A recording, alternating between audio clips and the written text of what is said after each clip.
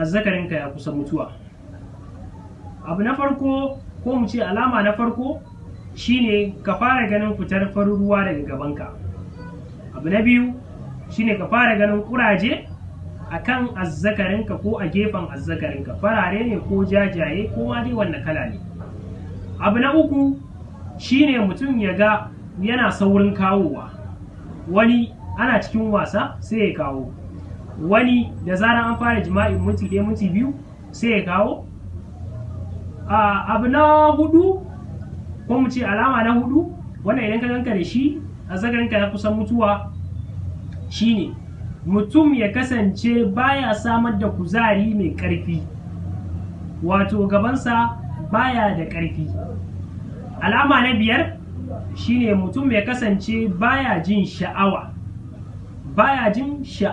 sai ya zamanto ga abu wanda